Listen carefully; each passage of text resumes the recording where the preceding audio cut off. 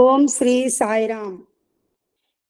సర్వదేవతాతీత భగవాన్ శ్రీ సత్యసాయి బాబా వారి పాద పద్మములకు శతకోటి వందనములు. మన అహం సత్యబోధక కుటుంబం అధినేత శ్రీ మల్లెల లక్ష్మీనారాయణ గారికి, వారి శ్రీమతి వరలక్ష్మి గారికి శతకోటి వందనములు. ఈ ఆధ్యాత్మిక సత్సంగంలో పాల్గొన్న పెద్దలు, పూజ్యులు, సోదర సోదరీమణులందరికీ హృదయపూర్వక నమస్కారములు తెలియచేసుకుంటున్నాను. ఈ అహం సత్యబోధక గ్రంథ పఠనమునకు, దానితో పాటుగా ఎంతో శ్రేష్టమైన ఈ దినమున, ఈ విశేష దినమున లలిత త్రిశతి స్తోత్ర రత్నాన్ని పారాయణ చేయుటకు అవకాశం ఇచ్చిన బాబా గారికి, మన గురువు గారు శ్రీ ఎం లక్ష్మీనారాయణ గారికి శతకోటి వందనములు తెలియజేసుకుంటున్నాను. ఓం శ్రీ సాయిరామ్. ఈరోజు శుక్రవారము, జ్యేష్ఠ శుద్ధ శుక్ల అష్టమి. శుక్లాదేవి అనే పేరుతో మహాలక్ష్మికి విశేష పూజలు చేస్తారట. ఆ రోజు ఈ విషయం నాకు ఉదయమే తెలిసింది. అంటే ఎంత మంచి రోజున గురువు గారు నాకు ఈ చదవడానికి అవకాశం ఇచ్చారు అంటే, అది గురువు గారు నాకు మంచి అవకాశాన్ని ఇచ్చారు. నాకు చాలా ఆనందం వేసింది. ఇది చదవడానికి భగవాన్ బాబావారు నాకు శక్తియుక్తులు ప్రసాదించాలని కోరుకుంటున్నాను. ఓం శ్రీ సాయిరామ్.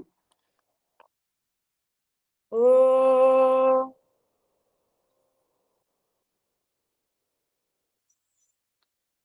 సాయీశ్వరాయ విద్మహే సత్యదేవాయ ధీమహి తన్నః సర్వ ప్రచోదయాత్. అస్య శ్రీ లలితా త్రిశతి స్తోత్ర మహామంత్రస్య భగవాన్ హయగ్రీవ ఋషిః అనుష్ఠుప్ ఛందః. శ్రీ లలితా మహేశ్వరీ దేవత ఐం బీజం క్లీం శక్తిః సౌః కీలకం మమ చతుర్విధ ఫల పురుషార్థ సిద్ధ్యర్థే జపే వినియోగః. ఐమిత్యాదిభిరంగన్యాస కరన్యాసాః కార్యాః. ధ్యానం అతిమధుర చాపహస్తాం అపరమితామోద బాణ సౌభాగ్యాం అరుణాం అతిశయ కరుణాం అభినవ కుల సుందరీం వందే. శ్రీ లలితా త్రిశతి స్తోత్ర రత్నం. శ్రీ హయగ్రీవ ఉవాచ. కకార రూపా కళ్యాణి కళ్యాణ గుణశాలిని కళ్యాణ శైల నిలయ కమనీయా కళావతి కమలాక్షి కల్మషగ్నే కరుణామృత సాగర కదంబ కాననావాస కదంబ కుసుమ ప్రియ కందర్ప విద్య కందర్ప జనకాపాంగ వీక్షణ కర్పూర వీటి సౌరభ్య కల్లోలిత కకుప్తట కలిదోషహర కంజలోచన కమ్ర విగ్రహ కర్మాది సాక్షిణి కారయిత్రి కర్మఫల ప్రద ఏకార రూప చైకాక్షర్యే చైకాక్షర్యేకానేకాక్షరాకృతి ఏతత్తదిత్య నిర్దేశ్య చైకానంద చిదాకృతి ఏవమిత్యాగమాబోధ్య చైక భక్తిమదర్చిత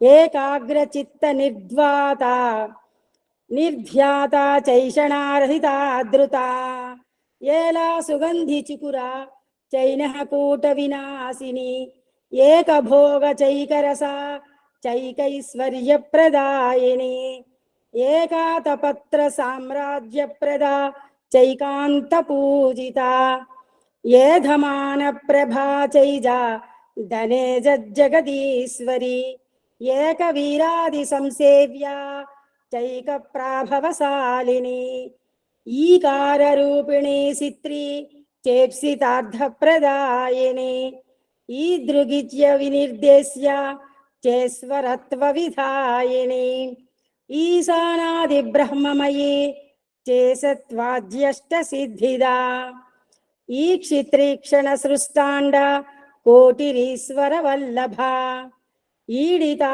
చేశ్వరార్ధాంగ శరీరే సాధిదేవత ఈశ్వర ప్రేరణకరీ చేసతాండవ సాక్షిణి ఈశ్వరోత్సంగ నిలయ చేతి బాధా వినాశిని ఈహా విరహిత చేసశక్తిరీషత్స్మితాననా లకార రూపా లలిత లక్ష్మీవాణీ నిషేవిత లాకిని లసద్దాడిమ పాటల లలంటిత లసత్పాల లలాట నయనార్చిత లక్షణోజ్వలి లక్షకోట్యండనాయిక లక్ష్యార్థ లక్షణాగమ్య లబ్ధకామాలతాతను లలామరాగదళిత లంబముక్తలతాంచిత లంబోదర ప్రసూర్లభ్య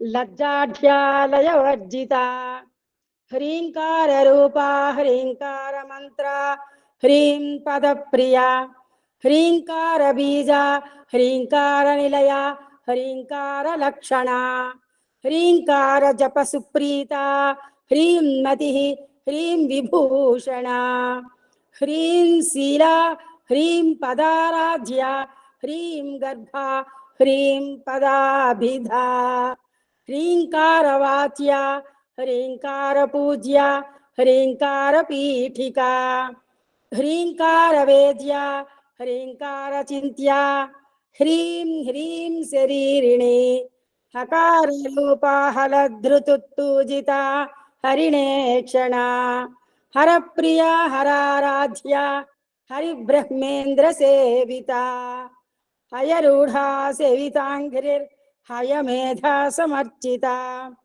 హర్యక్షవాహన హంసవాహన హతదానవా హత్యాది పాపశమని హరిదస్వాది సేవిత హస్తి కుంభోత్తుంగకుచ హస్తి కృత్తి ప్రియాంగణ హరిద్రా కుంకుమాదిగ్ధ హర్యస్వాద్యమరార్చిత హరికేశ సఖి ఆది విద్య హలామదాలస సకార రూపా సర్వజ్ఞ సర్వేశీ సర్వమంగళ సర్వకర్త్రీ సర్వధాత్రి సర్వహంత్రీ సనాతని సర్వానవద్య సర్వాంగ సుందరి సర్వసాక్షిణి సర్వాత్మిక సర్వసౌఖ్యధాత్రి సర్వవిమోహిని సర్వాధార సర్వగత సర్వావగుణవర్జిత సర్వారుణ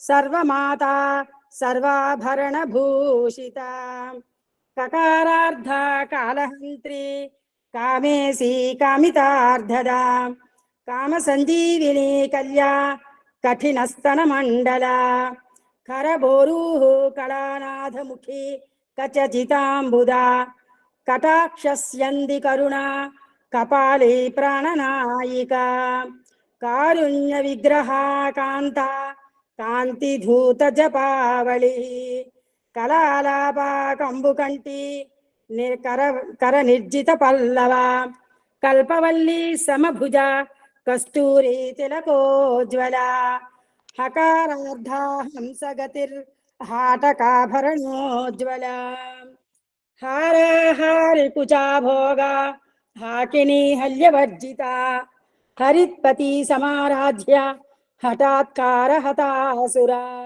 హర్షప్రద హవిర్భోక్త్రి హార్దసంతమదాపః హార్దసంతమసాపః హల్లీహాలాస్య సంతుష్ట హంస మంత్రార్ధరూపిణి హానోపాదాన నిర్ముక్త హర్షిణి హరిసోదరి హా హూ ముఖస్తుత్య హానివృద్ధి వివర్జిత హయ్యంగవీన హృదయ హరిగోపారుణాం సుఖ లకారార్ధ లతా పూజ్య లయిస్తుత్యుద్భవేశ్వరి లాస్య దర్శన సంతుష్ట లాభాలాభ వివర్జిత లంఘ్యేతరాజ్ఞ లావణ్యశాలిని లఘు సిద్ధిదా లాక్షారస సవర్ణాభ లక్ష్మణాగ్రజ పూజిత లభ్యేతరా లబ్ధశక్తి సులభాలాంగలాయుధ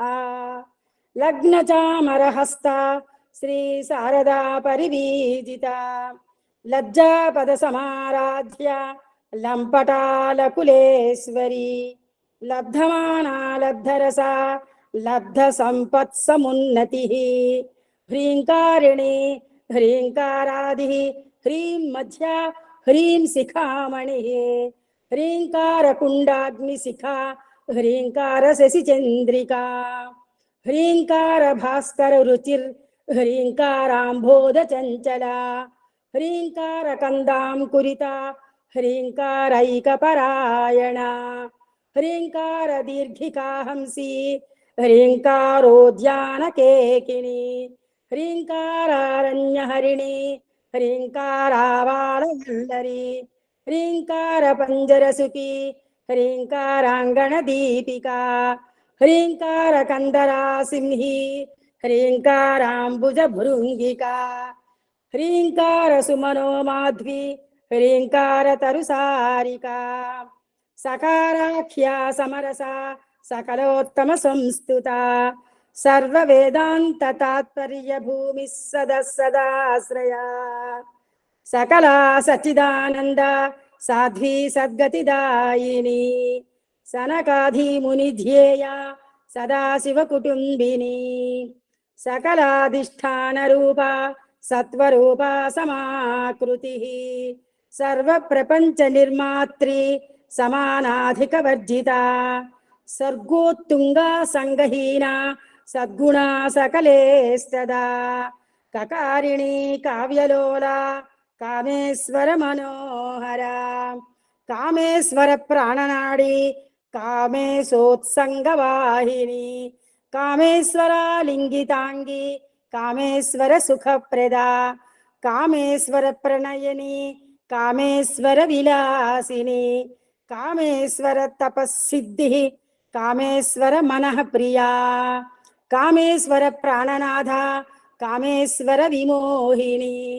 కామేశ్వర బ్రహ్మ విద్య కామేశ్వర గృహేశ్వరి కామేశ్వరాహ్లాదకరి కామేశ్వర మహేశ్వరి కామేశ్వరి కామకోటి నిలయ కాంక్షితార్థద లకారిణి లబ్ధదేహ లబ్ధదిర్లబ్ధవాంఛిత లబ్ధ పాప మనోదూర లబ్ధాహంకార దుర్గమా లబ్ధ శక్తిర్లబ్ధదేహ లబ్ధైశ్వర్య సమున్నతి లబ్ధ బుద్ధిర్లబ్ధ లీలా లబ్ధ యౌవనశాలిని లబ్ధాతిశయ సర్వాంగ సౌందర్య లబ్ధ విభ్రమా లబ్ధరాగా లబ్ధగతి లబ్ధగతిర్లబ్ధ నానాగమస్థితి లబ్ధ భోగా లబ్ధ సుఖ లబ్ధ హర్షాభిపూజిత హ్రీంకార మూర్తి హ్రీంకార సౌధ శృంగ కపోతిక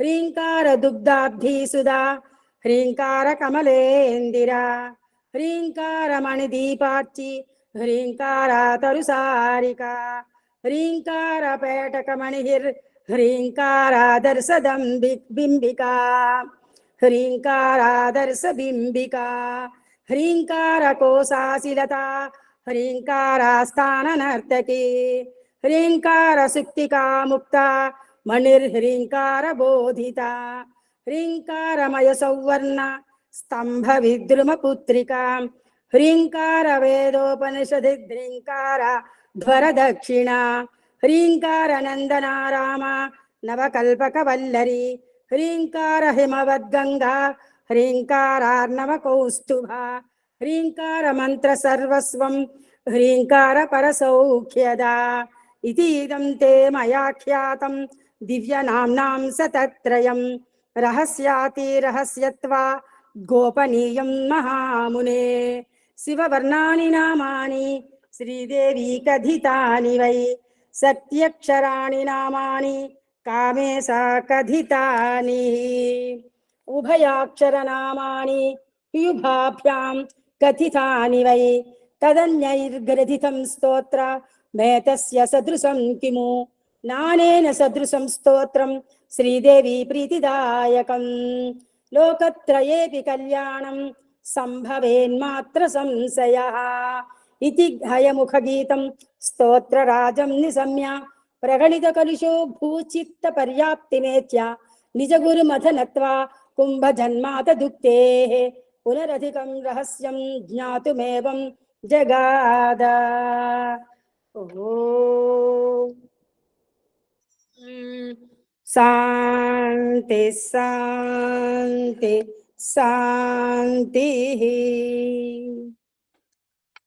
ఓం శ్రీ సాయిరామ్. అహం సత్యబోధక గ్రంథ పఠనములో మన సోదరులు శ్రీ కోటీశ్వరరావు గారు నవంబర్ 23, 2001 సంవత్సరం జన్మదిన సందేశంలో దాని మెయిన్ టాపిక్ ఆత్మవిశ్వాసమే ఆనందానికి సోపానం.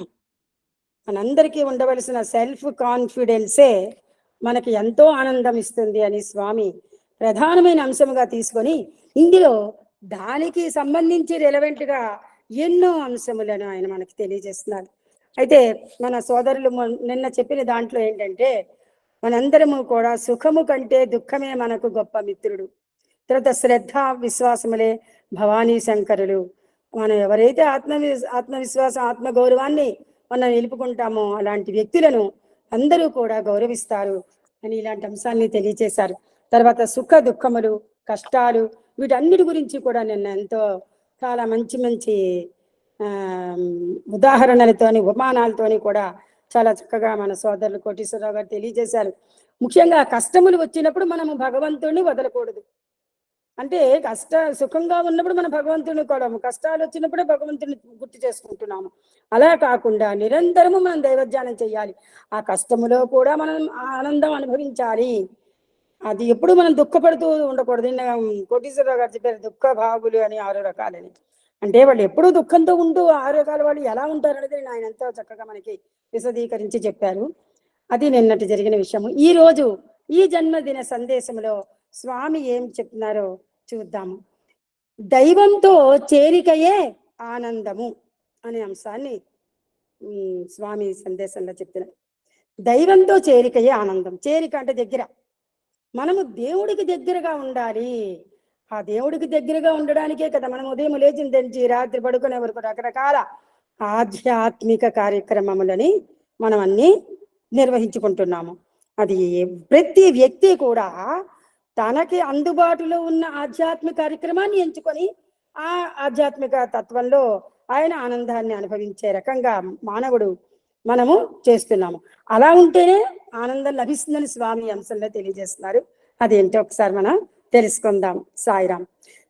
కష్టములు సంభవించినప్పుడు మీరు కృంగిపోకూడదు. కష్టములే మనకు సుఖమును అందిస్తాయనే సత్యాన్ని మీరు గుర్తించాలి. చూసారు, కష్టాలు వస్తాయి. ఎందుకంటే అది మనము చేసుకున్న కర్మ ఫలితములను బట్టి ఒక్కోసారి సుఖాలు వస్తాయి, కష్టాలు వస్తాయి. ఒక్కసారి ఇన్నాళ్ళు సుఖాలు అనుభవించేసాక ఒక్కసారి కష్టం వచ్చేసరికి మనిషి ఎలా ఉంటాడంటే డిప్రెషన్లోకి వెళ్ళిపోతుంటాడు. ఆ డిప్రెషన్లోకి మనం వెళ్ళకూడదు. అప్పుడు కూడా స్థిర చిత్తంగా నిలబడగాలి. నిలబడినప్పుడే మనము ఆ కష్టాలని ఆనందంగా స్వీకరించి తద్వారా వచ్చే సుఖ ఫలితాలను కూడా అందుకోగలము. అందువలన ఆ కష్టాలు మనకు సుఖం అందిస్తాయని స్వామి మనని గుర్తించాలని చెప్తున్నారు. కష్టములే లేకుండా సుఖమునకు విలువే లేదు కదా. ఎప్పుడు సుఖాలే మనం అనుభవిస్తున్నాం. ఫర్ ఎగ్జాంపుల్ 10 ఏళ్ళు అనుభవించాం సుఖాలు. అప్పుడు మనకు ఎలా అనిపిస్తుంది? సుఖాలు బోరు కొడుతున్నాయి, ఇందులో ఇంకా ఏదైనా వెరైటీగా ఉంటుందేమో, వెరైటీగా ఉంటే బాగుంటుందేమో అనిపిస్తుంది. వాటి విలువ తెలియదు మనకు. అప్పుడు వెంటనే కష్టం వచ్చేసరికి అందువల్ల అప్పుడు మనం సుఖం అనుభవించామని ఆ సుఖం తాలూకా విలువ తెలుస్తుంది. కాబట్టి కష్టాలు లేకపోతే సుఖాలకి విలువ కూడా ఉండదు. ప్రతి మానవుడు తాను నిరంతరము హ్యాపీగా ఉండాలని ఆశిస్తున్నాడు, ఆనందంగా ఉండాలని ఆశిస్తున్నాడు అని చెప్తున్నారు స్వామి. నేను ఎప్పుడూ ఆనందంగానే ఉన్నాను అంటే మనకి సంతోషాన్ని కలగజేసే సంఘటనలు మన జీవితంలో జరగకపోయినా మనం నిరంతరం కూడా హ్యాపీగా ఉండాలి. అంతేగాని అక్కడ బాగా మనకి ఏవో మంచి మంచి సంఘటనల వల్ల మనకు ఆనందం వచ్చింది అని చెప్పేసి హ్యాపీగా ఉండాలని మనం నిరంతరం కోరుకోకూడదు అసలు అంతలాగా. ఎందుకంటే మనం ఎప్పుడూ కూడా దైవ ధ్యానంలో ఉండాలని కోరుకోవాలి. దైవానికి చేరికని చెప్తున్నారు కదా స్వామి ఈ అంశంలో. మనం దైవానికి దగ్గరగా ఉన్నప్పుడే ఎంతో ఆనందం లభిస్తుంది. అయితే నేనెప్పుడు ఆనందంగానే ఉన్నాను అని స్వామి చెప్తున్నారు. ఆనందం బయట లభించేది కాదు. స్వామి చిన్నప్పుడు తన చుట్టూ ఉన్న చిన్న చిన్న పిల్లలందరినీ తీసుకొని బయటకు వెళ్తున్నప్పుడు ఆ గుడి దగ్గరికి వెళ్ళినప్పుడు అప్పుడప్పుడు రైల్వే స్టేషన్లోకి వెళ్ళి కూర్చొని ఇంకా చిత్రావతి ఒడ్డున కూర్చున్నప్పుడు ఆ పిల్లలందరినీ పక్కన కూర్చోబెట్టుకొని ఆయన ఆధ్యాత్మిక విషయాలే చెప్పేవారట ఆ వయసులో చిన్నప్పుడు. ఆయనకు అంత పెద్ద వయసే లేదప్పుడు, 7 సంవత్సరాలు 8 సంవత్సరాలు. తర్వాత హై స్కూల్కి వచ్చేసరికి కొంచెం ఒక మరో సంవత్సరం వయసు పెరిగింది.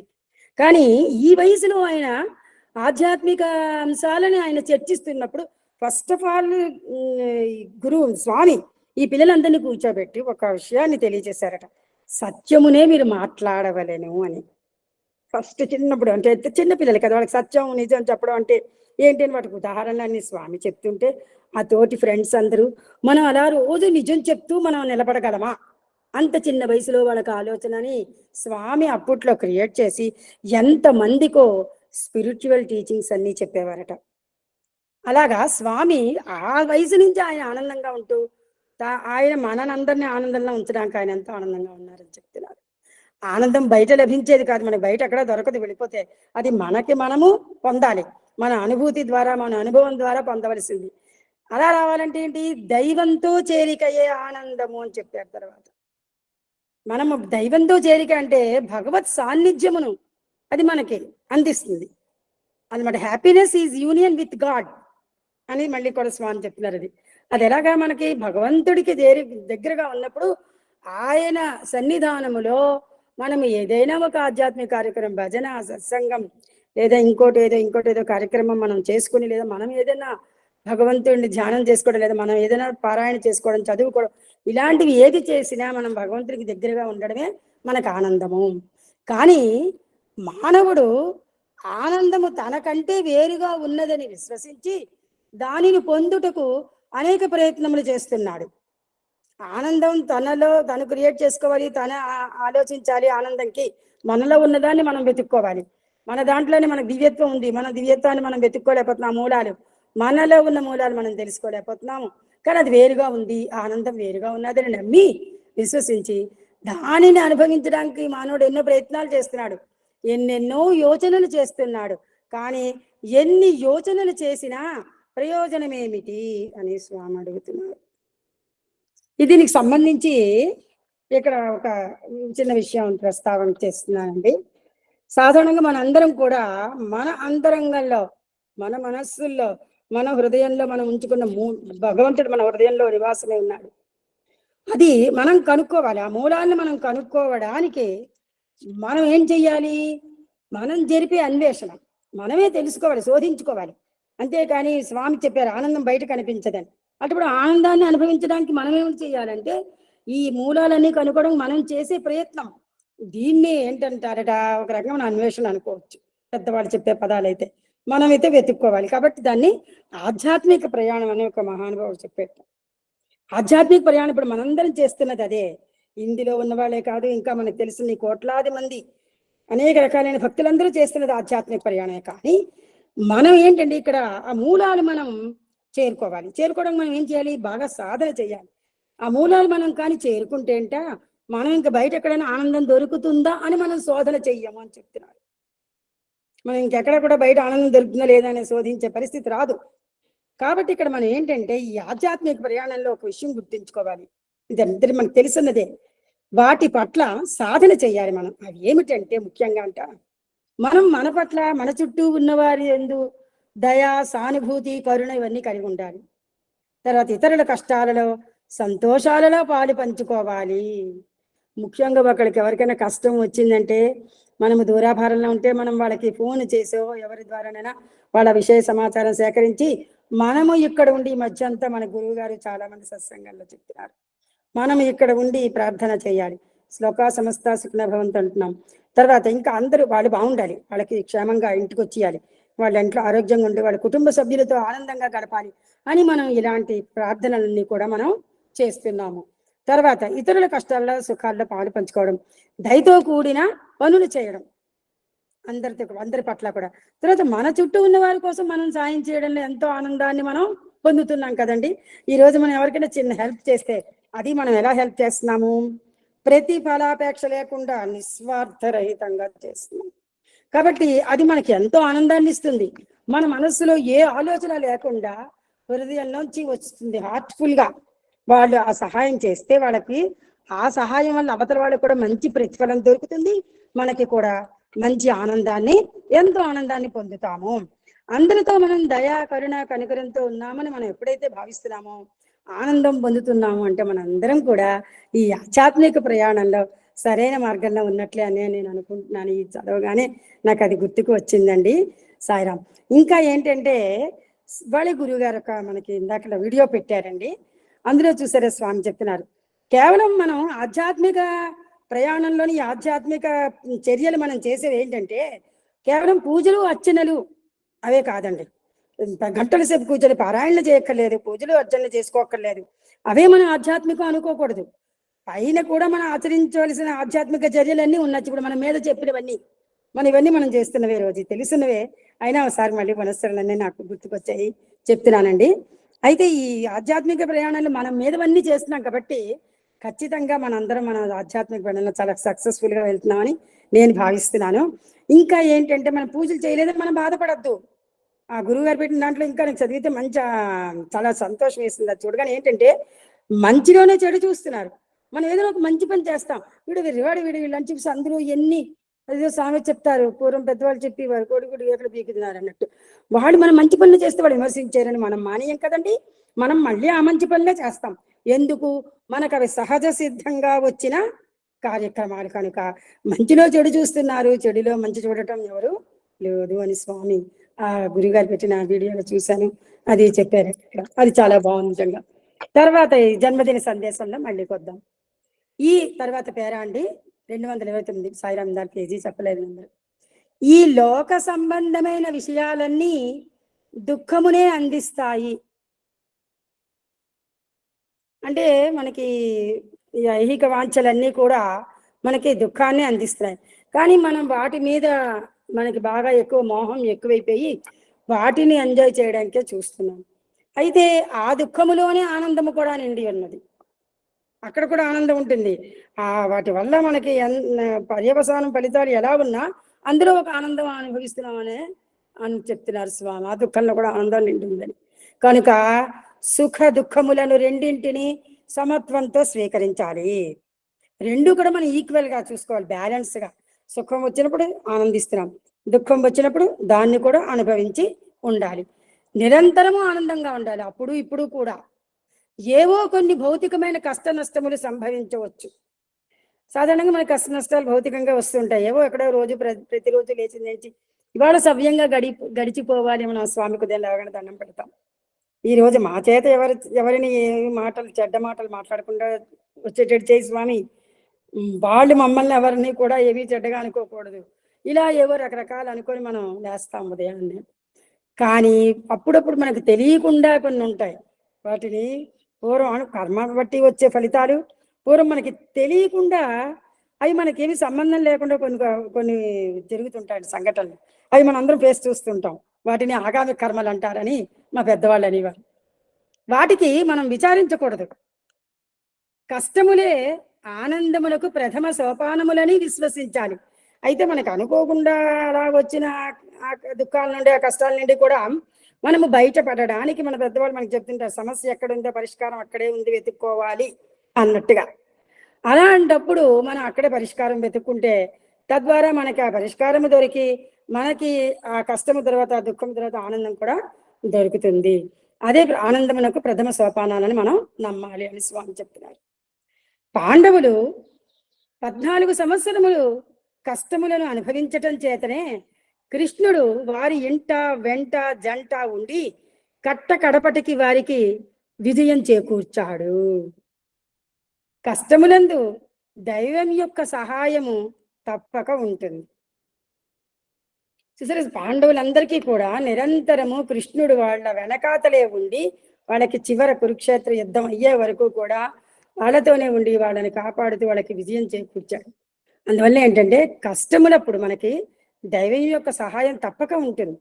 మనము ప్రార్థన చేస్తూనే ఉండాలి. అందుకే మనం ఆ దేవుడు అలా నిలబడేటట్టుగా మనం నిత్యం కూడా ధ్యానంతో ఉంటే మనకి ఏ కష్టం వచ్చినా అది కష్టంలా కనిపించదు. మన వెనకాతలు ఉన్నాడు, భగవంతుడు ఉన్నాడు.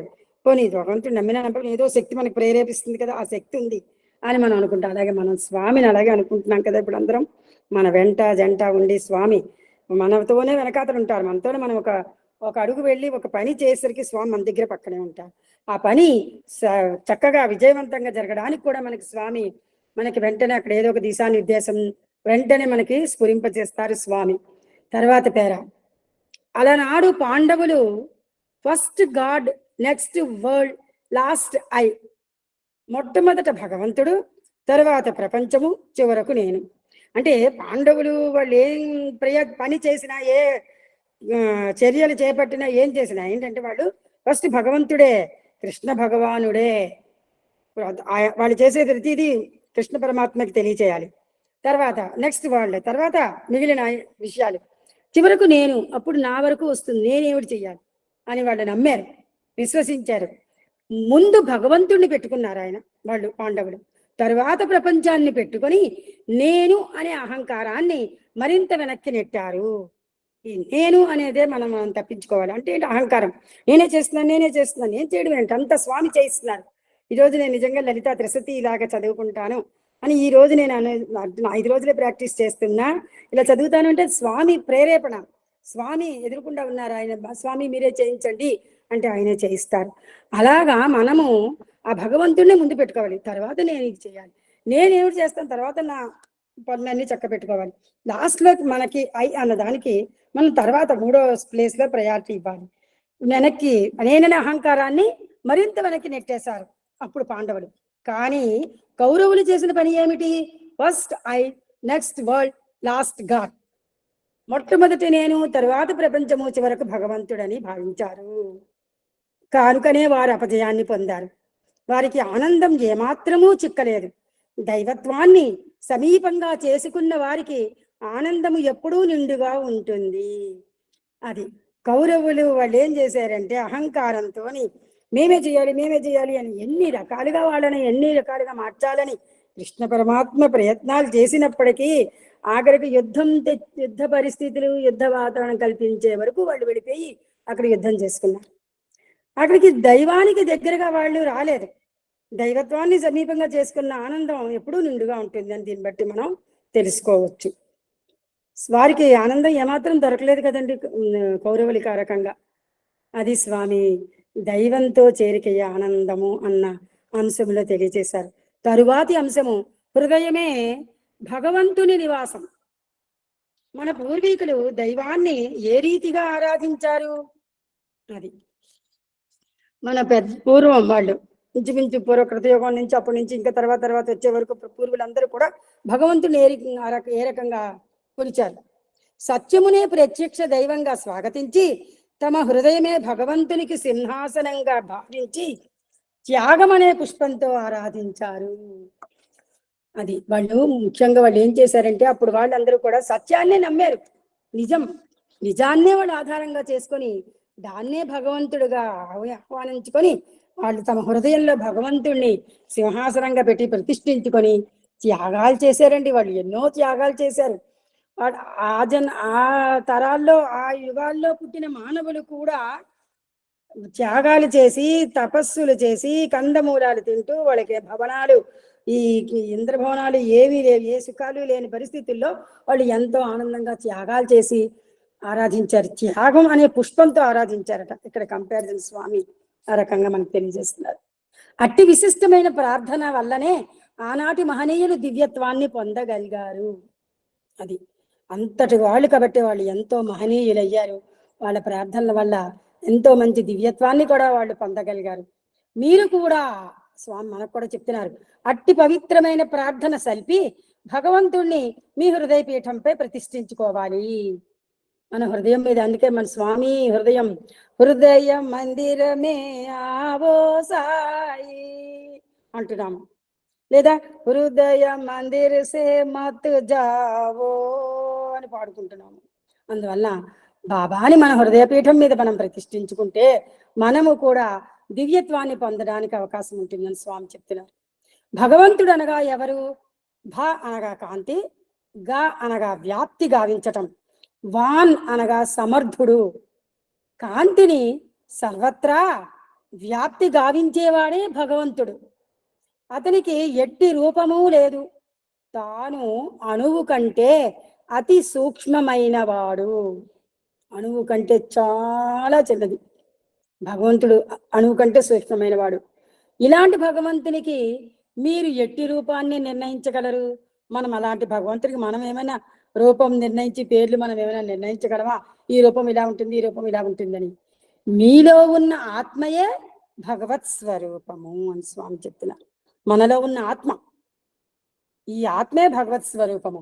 బ్రహ్మలో మీరు, మీలోన బ్రహ్మయుండే, మీకు బ్రహ్మకు ఎట్టి భేదము లేదు.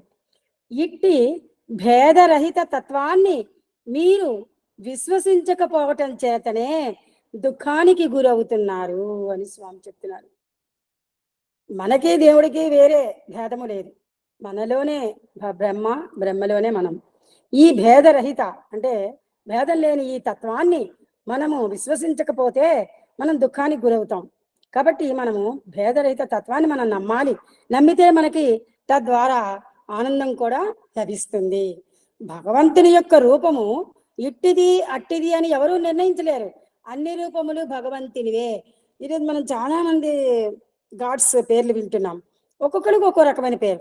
అయితే అవన్నీ భగవంతునివే. కానీ ఆ రూపాలు అవన్నీ పెట్టుకునేది పేర్లు పెట్టినవి మనమే. తర్వాత స్వామి ఇక్కడ ఒక శ్లోకం చెప్తున్నారు, పద్యం. సత్యంబునందుండి సర్వంబు సృష్టించే సత్యంబునందనగే సర్వ సృష్టి, సత్య మహిమలేని స్థలమేది కనుగొన్న శుద్ధ సత్వమిదయ చూడరయ్యా అని స్వామి పద్యం చెప్తున్నారు. చూడండి, ఇదేంటంటే స్వామి దీంట్లో చెప్పేది ఏంటంటే ప్రపంచం అంతా కూడా సత్యం నుండే పుట్టింది. ప్రపంచం అంతా కూడా సత్యమే కాపాడుతున్నది, సత్యమే పోషిస్తున్నది, సత్యమే లయం కావిస్తున్నది.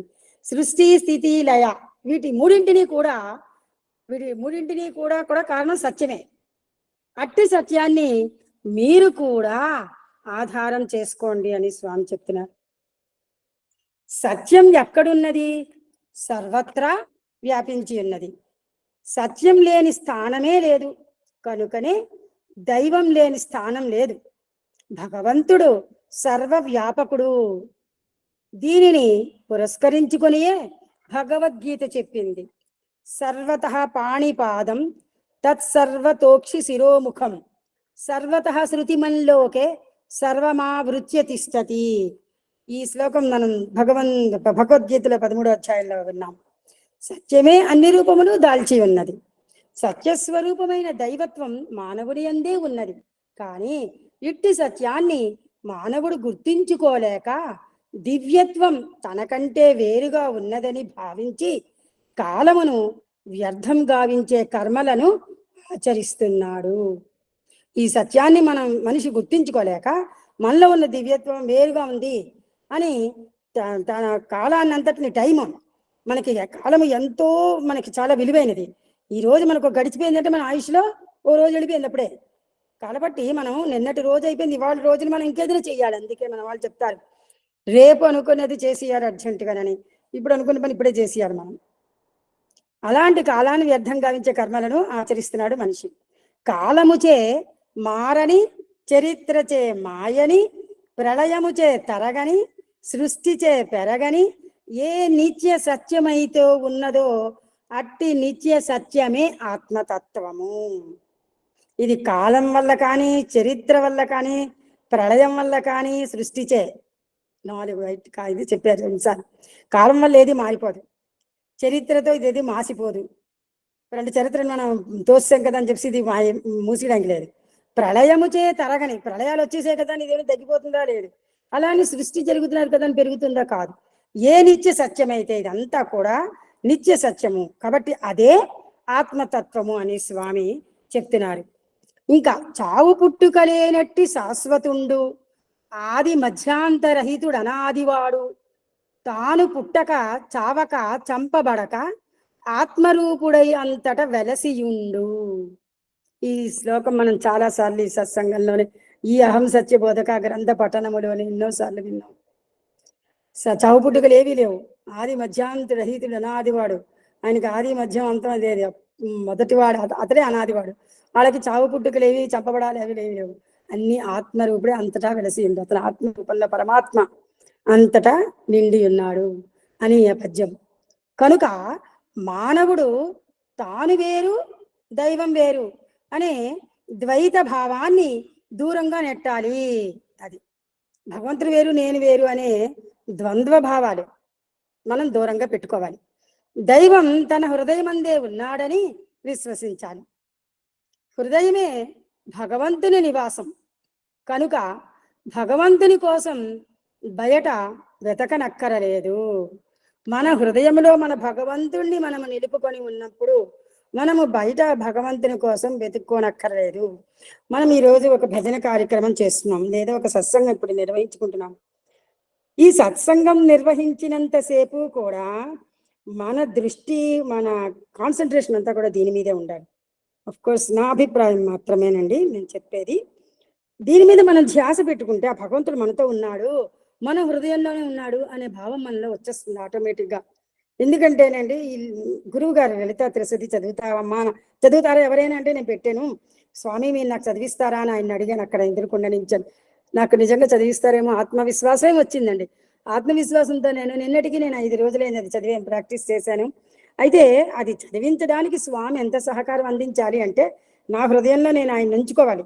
స్వామి మీరే నా దగ్గర ఉన్నారా, జగన్మాత రూపంలో నా దగ్గర ఉన్నారా అనుకొని నేను ఆనందంగా అది ఇవాళ నేను చదివానని అనుకుంటున్నాను. ఈ అవకాశం ఇచ్చిన గురువు గారికి, బాబా గారికి శతకోటి వందనములు. నేను ఒకవేళ చదవడంలో ఏమైనా దోషాలుంటే బాబా జగన్మాత క్షమించు తల్లి. సాయిరాం. సాయిరాం. అందరికీ అవకాశం ఇచ్చినందుకు, విన్నందుకు మీ అందరికీ కూడా సాయిరాం అండి.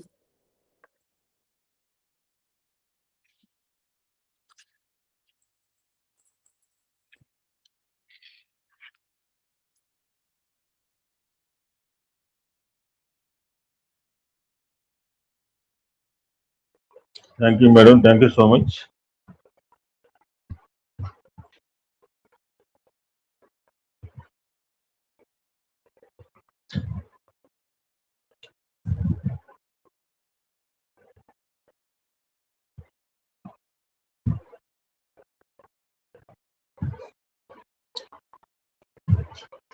మొన్నటి సత్సంగం వెళ్ళేలోగా చిన్న ఇన్సిడెంట్ నిన్న చెప్దామంటే నిన్న కాలం సరిపోలేదు.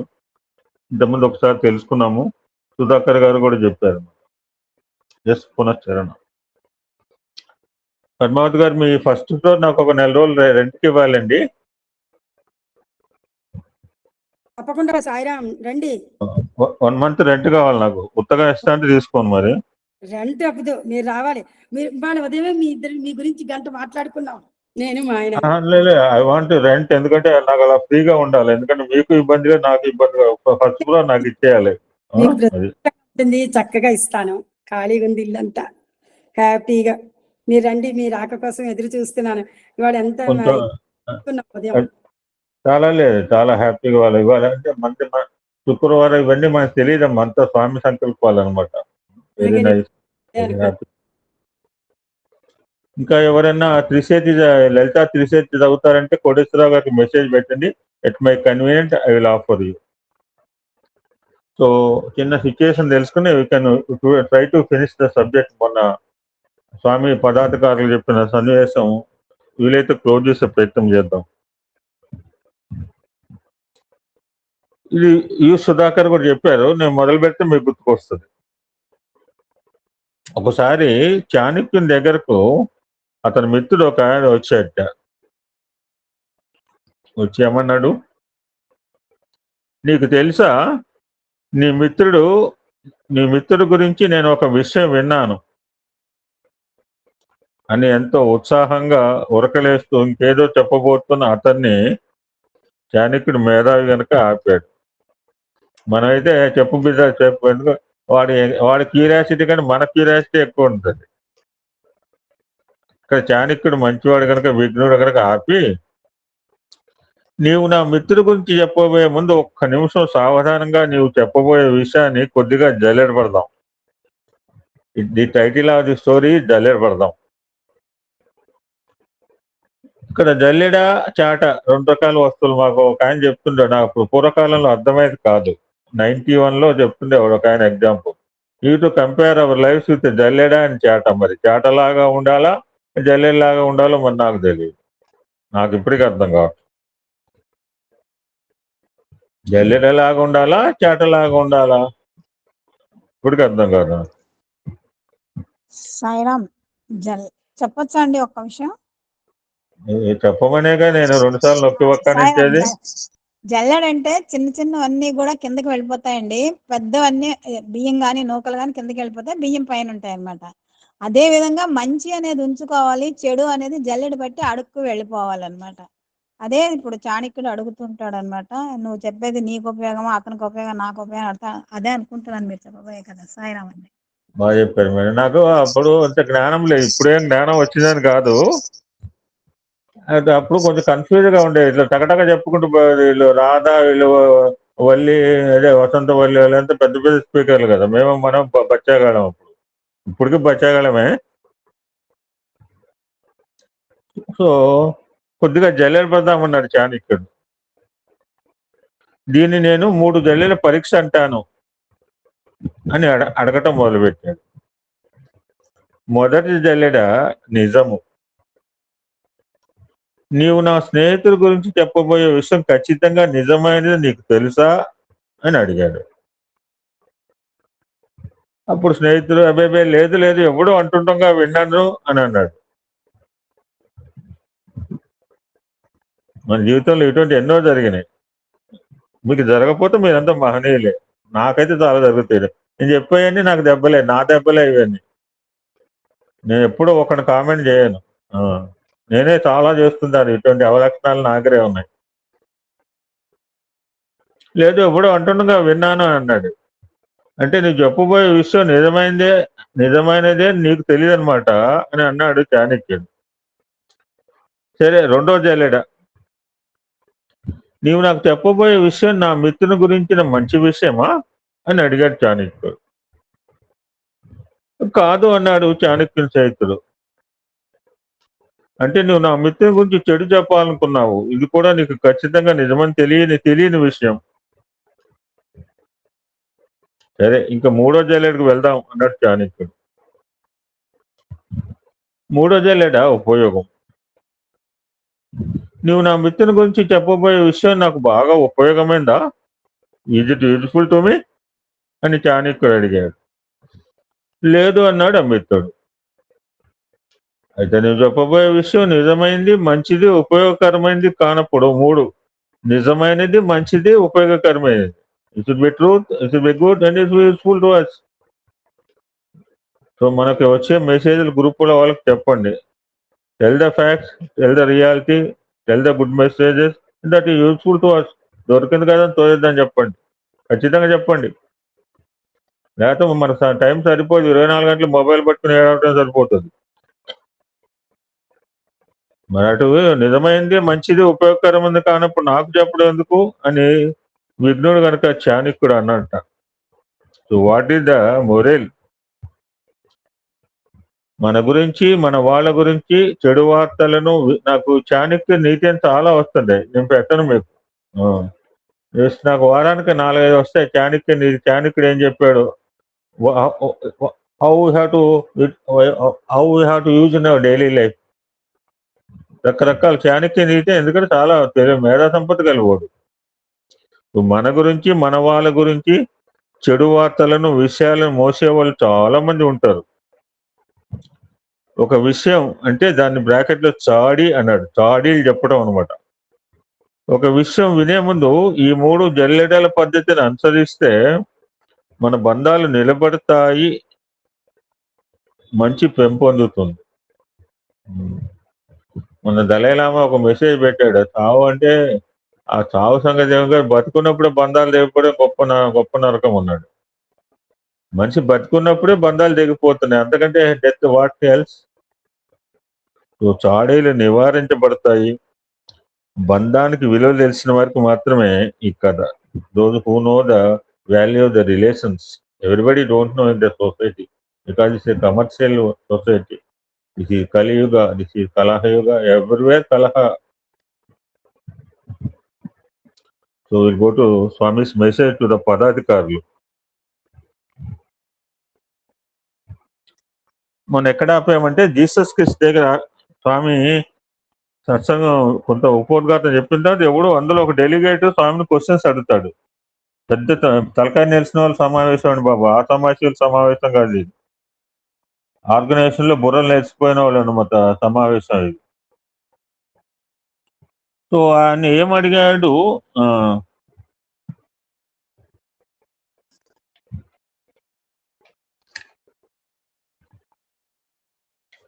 జీసస్ అడిగిన క్వశ్చన్ చెప్పి you can go to subject. Jesus నేనే సత్యాన్ని, నేనే సరైన మార్గం చూపేవాడని, నన్ను మించిన వాడు ఈ జగత్తులో లేడు అని చెప్పాడు. అది ఇది ట్రూ ఆర్ ఫాల్స్?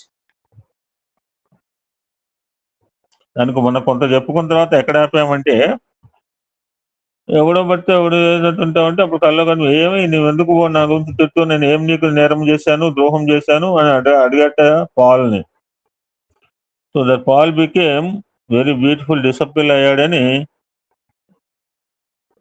అతనే సెయింట్ పాల్ అనమాట, ఫేమస్ పేరు అనమాట. సెయింట్ పాల్ అనే పేరు మనం వినే ఉంటాం అందరం కూడా. అక్కడ ఆగామండి. Now will go forward. Jesus ను కట్టకడపటికి సిలువ వేసే సమయంలో, ఓ ఫాదర్, నేనేమి తప్పు చేశాను, నన్ను ఎందుకు ఈ విధంగా శిక్షిస్తున్నావు అని గట్టిగా ప్రార్థించాడు. అతని తల్లి అయిన మ్యారీ వచ్చి ఏడుస్తున్నది. అప్పుడు అశరీరవాణి అంటే మనకి ఉచ్చేరు ఘోష వినిపించింది. All are one my dear son, be like to every one అని అనగా, అందరూ ఒకటే, అందరి పట్ల సమరస భావంతో వర్తించాలి. Same narrated by Krishna Bhagavan Bhagavad Gita. చాతుర్వర్ణ్యం మయా స్వస్థం అన్నాడు గీతాచార్యుడు. ఇక్కడ వర్ణం అనగా వేర్వేరు కులములు అని మీరు భావిస్తున్నారు,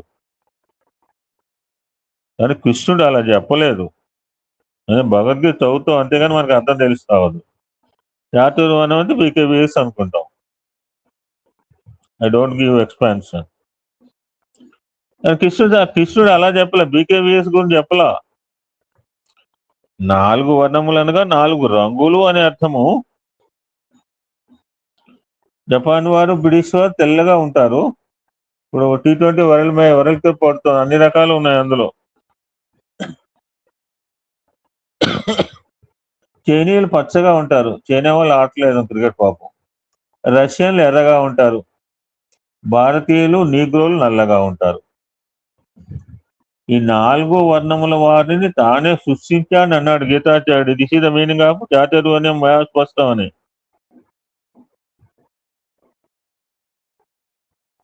భగవంతుడు చెప్పే ప్రతి మాట విశాలమైన భావంతో బ్రాడ్ మైండెడ్ గా ఉంటుంది, నారో మైండెడ్ గా మాట్లాడు దేవుడు ఎప్పుడు. కనుక మీరు సంకుచిత భావాలను, సందేహాలకు అవకాశం, డౌటింగ్ థామస్ ఇందాక అనుకున్నాం కదా, సార్ కూడా చెప్పాను నేను. Maybe you are Christians, maybe you are Hindus, maybe are Muslims, maybe are Zoroastrians. మీరు ఏ మతం వారైనా సరే దైవం ఒక్కడే అని విశ్వసించండి. That's our basic principle of Sathya Sai organisation. సర్వమూత స్తూపం కట్టడంలో ఉద్దేశం అది. స్తూపాలు కట్టుకుంటే సరిపోదు, భావాలు మంచిగా ఉండాలి. ముందు వేరే మతాల సంగతి, మనం మతంలో ఉన్న వాళ్ళందరూ ప్రేమించగలిగాలి. మనలో మనం కొట్టుకు చేస్తుంటాం, ఒకడు చేస్తుంటే ఒకడు ఏడుస్తున్నాడు కార్యక్రమాలు చూసి. అది మన పరిస్థితి. వేరే మతాల దాకా పోవద్దు, మనలో మనకే లేదు సరిగా. ఒకడు కార్యక్రమం చూస్తుంటే వాడిని మనం ఓడ్చుకోలేము. ఆడు ప్రోగ్రామ్ చూసి మనకి మంట. మన మతం, మనమో హిందువులే. ఈస మొట్టమొదట తాను కొన్ని పదాలు వస్తాయండి, బ్యూటిఫుల్ వర్డ్స్ ఇవి. జీసస్ ఎవరిగా ఇంట్రెస్ట్ ఉన్న వాళ్ళు నోట్ చేసుకోవచ్చు. జీసస్ మొట్టమొదటిగా తను పర్సోనాగా వర్ణించుకున్నాడు. నేను ఎంఏ సోషియాలజీలో చదివాను తిరుపతిలో. ఐనో పర్సనాలిటీ డెవలప్మెంట్ అని. Persona I know this word. Roman భాష, it's a Roman word. Persona అనగా పవిత్రమైన వాడు అని. The personality derived from the word, ఇక్కడ లేదు, ఇందులో లేదు, అది నేను చదువుకుని. The personality derived from the word persona. The persona is a mask. నేను 70 సంవత్సరాలు వాడిని, ఇప్పుడు ఇంకా ఇంకా ఇంకా వేషాలు వేయాలి, హీరోలు వేయాలి, కోట్లు సంపాదించాలి కోరిక నాకు. నా ముసలితనం ఎలా పోవాలి, నా మొహానికి ఒక మాస్క్ వేసుకుంటా, యువకుడు మాస్క్ లాగా. So that's a persona is a mask wear by the human being. So persona అంటే పవిత్రమైన వాడు, దైవత్వంతో కూడిన వాడు అని అర్థం. పర్సోనా అనే పదము నుంచి ఆంగ్ల భాషలో పర్సన్, మనందరూ తెలుసు పర్సన్ అనే పదం ఏర్పడింది. దీనినే భారతీయులు పురుష అని అన్నారు. పురుష అంటే don't think male or female. A person may be male or female. He must have this divinity. అంతర్గతంగా పవిత్రమైన వాడు, దైవత్వంతో కూడిన వాడు అని అర్థం పర్సన్ అంటే. ఇది పురుష అన్నారు భారతీయులు. మానవుని యందు హ్యూమన్ అంటే హూ బిహేవ్ విత్ హ్యూమనిటీ. మానవ అంటే మానవత్వం వచించేవాడు, అది అర్థం. కనపడే వాళ్ళందరూ 700 కోట్లు మానవులు కాదు. మానవ అంటే మానవత్వంతో వసించువాడు మానవుడు. హ్యూమన్ బీయింగ్ అంటే who moves with human values is called human being. మానవుని యందు దైవత్వం ఉంది కాబట్టి మానవునికి పర్సన్ అని పేరు వచ్చింది. దైవత్వం సర్వుల యందు ఉన్నది. ఈనాడు మీరు చేయవలసింది ఏమిటి? మళ్ళీ అక్కడికి వస్తారు. అనేకత్వంలోని ఏకత్వం దర్శించాలి. అదే సత్యసాయి సంస్థల యొక్క ప్రధాన లక్ష్యం. భేదములకు, ద్వేషములకు అవకాశం ఇవ్వకూడదు. అందరి యందు ఉన్నది ఒకటే అని సత్యాన్ని గుర్తించి వర్తించాలి. ప్రచారం కాదు, ఆచరణ ప్రధానం. మీ మాటలు హృదయం నుంచి రావాలి. దానిని ఎక్స్పాన్షన్ టాక్ అంటుంటారు. I speak always expansion talk. నాకు ముడుచుకుపోయి మాట్లాడటం నాకు అలవాటు లేదు, నేర్పలేస్తున్నాను. ఇప్పుడు కాదు, 32 సంవత్సరాలు బట్టి ఇలానే మాట్లాడుతున్నాను. కొంతమంది కేవలము తాత్కాలిక తృప్తి కోసం హృదయంతో సంబంధం లేకుండా మాట్లాడుతున్నారు. దట్స్ కాంట్రాక్షన్ టాక్ అన్నారు. హృదయం నుంచి భగవంతుడు హృదయ నివాసి అని తెలిసినప్పుడు హృదయంతో మాట్లాడాలా, పెదవులతో మాట్లాడాలా? అందుకని చెప్తుంది, the hand that serve are holier than the lips that sing. నోటితో రామరామనికి చేతులతో సేవ్ చేస్తే ఇంకా మంచిది అన్నారు. You should speak with your heart, not your lips. ఇప్పుడని పాడతాడు, పెదాలతో బాగున్నాడు 70,000 పాటలు పాడినవాడు ఉన్నాడు. హృదయంతో పాడినాడు 10,000 పాటలు పాడిన పాపం. హృదయం నుంచి మాట్లాడేవారు సత్యాన్ని అనుసరిస్తుంటారు. కేవలము పెదవుల నుంచి మాట్లాడేవారు అసత్యానికి పాల్పడుతుంటారు. ఎవరేది చెప్పినా సత్యంగానే అనిపించవచ్చు, కానీ అది మీకు అన్వయిస్తుందా లేదా, ఇందాక జల్లెడ బెట్ట, అది మీకు అన్వయిస్తుందా లేదా అని విచారణ చేసుకోవాలి.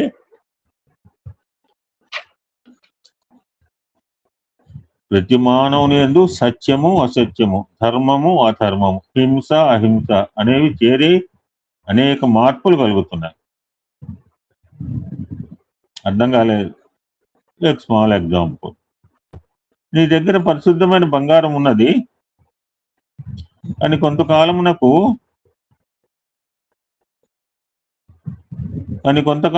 దానికి వెండి చేర్చావు,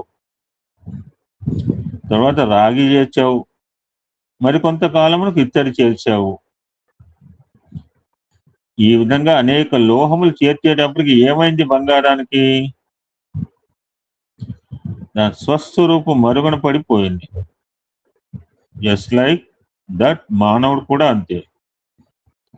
పుట్టినప్పుడు పవిత్రంగా పిల్లలు దేవుడు తెల్లనివాడు అని పాట రాశాడు. పెద్దలు దేవుడు తెల్లనివాడు రాయల, వృద్ధులు దేవుడు రాయలంట, గృహస్థులు దేవుడు తెల్లని వాడే రాయల, సన్యాసి దేవుడు కేవలం పిల్లలకు మాత్రమే ఆ మాట వర్తింపజేశారంటే కారణం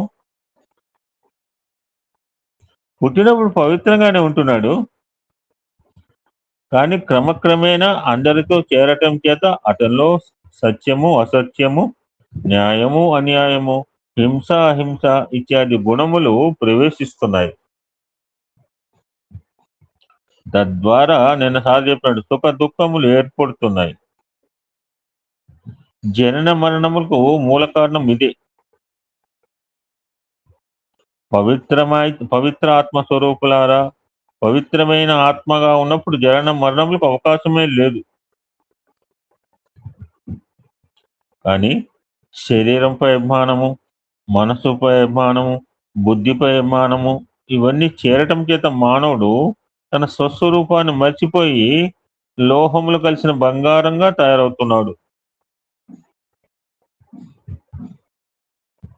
మరి కల్తీ బంగారాన్ని అగ్నిలో వేసినప్పుడు లోహములను వేరైపోయి స్వచ్ఛమైన బంగారం తయారవుతుంది. మరి బంగారం సంగతి అంతే. మరి మానవ సంగతి, మనం కూడా కల్తీ బంగారం లాగా ఉంది. మన దగ్గర రకరకాల మనం బంగారం అంటే నిప్పులో వేస్తే ప్యూర్ అవుతుంది. మన సంగతి మరి మానవుడు పవిత్రుడు కావాలంటే దుర్గుణాలను దూరం చేసుకోవాలి. పశుగుణంబు వీడు పశుపతి కావలే అని మనకు పద్య సూక్తి ఉంది.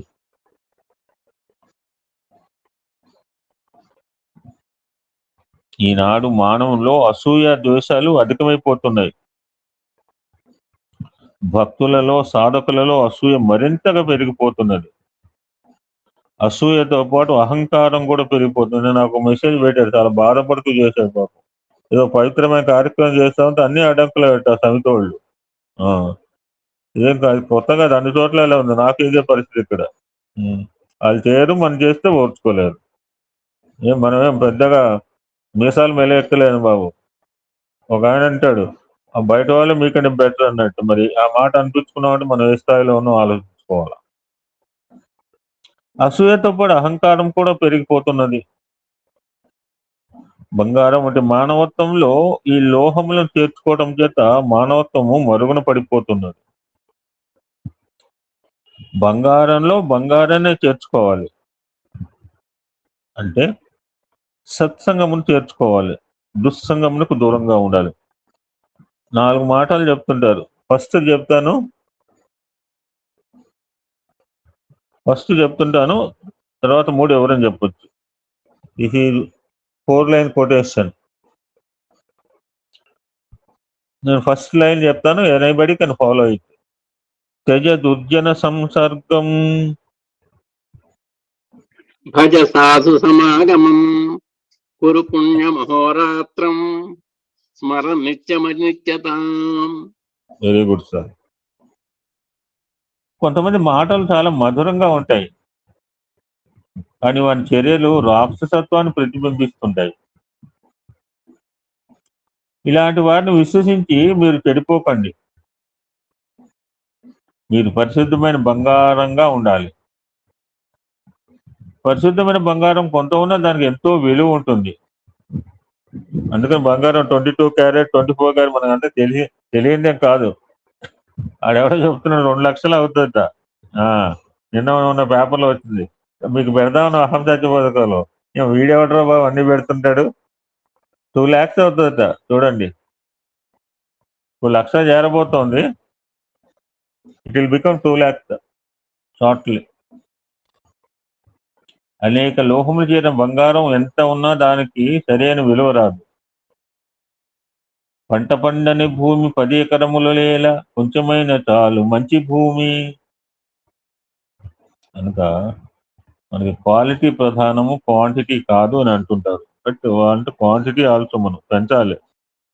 2 సమితులు ఉన్నాయంటే సరిపోదు. ఎప్పటి నుంచి 2 సమితులు ఉంటే ఎట్లా? 20 సంవత్సరాలు బట్టి మా జిల్లాలో 2 సమితులు ఉన్నాయంటే మన వాట్ ఈజ్ అవర్ ప్రోగ్రెస్? మీరు ఎవరి మాట వినక్కర్లేదు అంటే మరి ధిక్కరించమని కాదు. మీ కాన్షియన్స్ అని మనం చెప్పాను, క్లియర్గా ఒత్తి చెప్పాను. ఈ కాన్షియన్స్ మీరు అనుసరించండి చాలు. కాన్షియన్స్ మీ మాస్టర్. ఇక్కడ మాస్టర్ అనగా 4 కొటేషన్స్ ఇంగ్లీష్ ఉన్నాయి. ఎనీబడి? మాస్టర్ తో స్టార్ట్ అవుతుంది. ఫాలో ద మాస్టర్, ఇంకా 3 ఉన్నాయి. ఫేస్ ద డెవిల్, ఇంకా 2. Fight to the end, finish the game. Yeah, ఇది జీవిత తత్వం. ఇదే జీవిత తత్వం. మీరు ఎవరు బట్టి వారిని అనుసరించి మీలో కల్తీ లోహాలు చేసుకోవడం చేత మీ స్వామిని మీరు మర్చిపోతున్నారు. మీ స్వస్వరూపాన్ని మీరు మర్చిపోతున్నారు. చేతులారా దుఃఖాన్ని తెచ్చుకుంటున్నారు. మీ కాన్షియన్స్ మీరు ఫాలో చేయండి. నేను ఎవరిని ఏ విషయంలోనూ బలంతో చేయటం లేదు.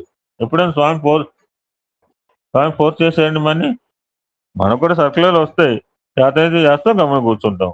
నిజంగా వాళ్ళు చెప్పేది చేయాలంటే ఎంతమంది కావాలని సమితిలో చెప్పండి, ఎవరు రాదు మా దగ్గర. మరి ఎవరు చేయాలి? మరి ఇంత సర్కులర్లు పంపిస్తుంటారు, వాళ్ళు ఏం చేస్తారు? ఆ పైనుంచి వాళ్ళకి వెళ్ళారు, ఆ పైన వాళ్ళు అలా పెట్టుకుంటారు షెడ్యూల్. అందుకని నేను ఎవరిని ఏ విషయంలో ఫోర్స్ బలంతో చేయటం లేదు. ఎందుకంటే మీలోనే సోర్స్ ఉంది, SOURC.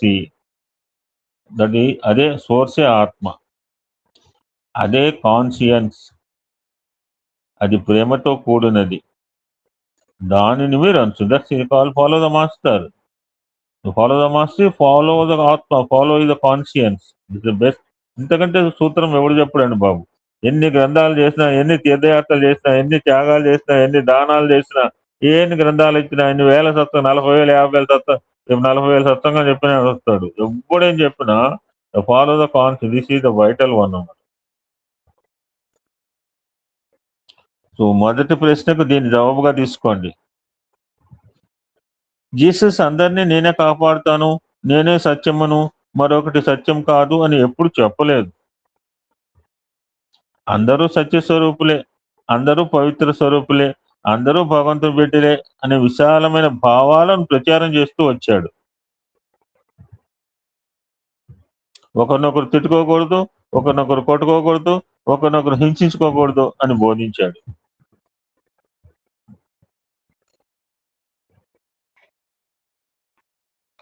Second question, very important question.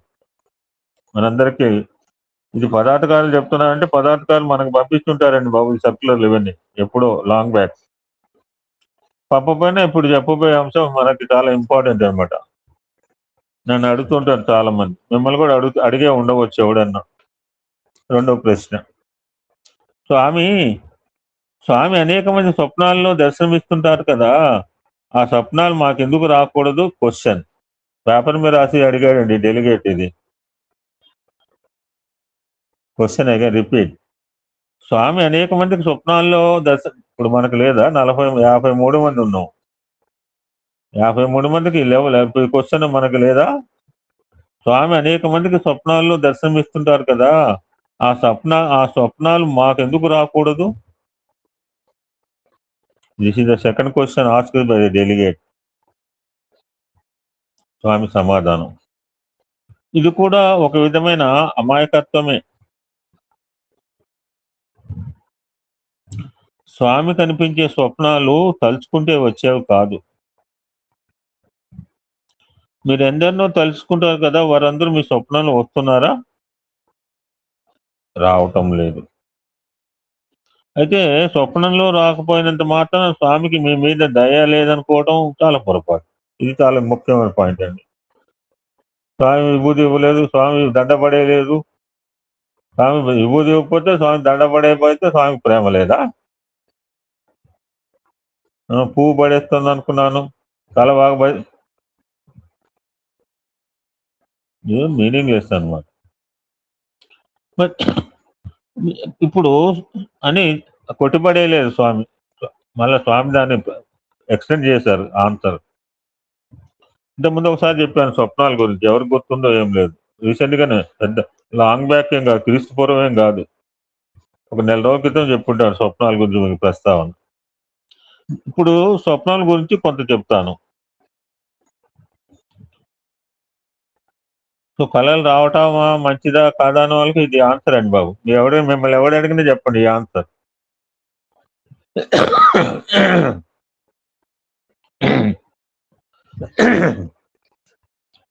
స్వప్నం అనేది ప్రతిబింబం. స్వప్నం రావటం చాలా మంచిది. కొన్ని చెడ్డవి వస్తుంటాయి, కొన్ని భయంకరమైన వస్తుంటాయి, కొన్ని బాధాకరమైన వస్తుంటాయి, కొన్ని ఆనందకరమైన వస్తుంటాయి. దీనికి నేను మీకు వివరణ ఇవ్వక్కర్లేదు, ఎంత అనుభవించిన వాళ్ళమే. నాకు ఎవరికి కళ రాలేదని చెప్పండి ఎవడన్నా. ఎవరికైనా కళ రాలేదని మీ జీవితంలో ఎంతవరకు? ఎవరికన్నా ఒక్కడికన్నా కళ రాలేదా? ఇంతగా మీ కాలంలో, మీ జీవించిన కాలంలో ఎవరికన్నా కళ రాలేదా? అందరికీ వచ్చే ఉంటుంది సార్. ఖచ్చితంగా. శరణ్య ఏదో చెప్పబోతోంది, చెప్పు శరణ్య. అదే అతను చెప్పినట్టు అందరికి డ్రీమ్స్ వస్తాయి సాయిరామ్. ఆ, అంకుల్ కళలు రాని రోజు అంటూ ఉంటే అడగండి అంకుల్. ఓ సూపర్ సాయిరామ్. సూపర్ సూపర్, ఇంకా బాగా చెప్పినావు.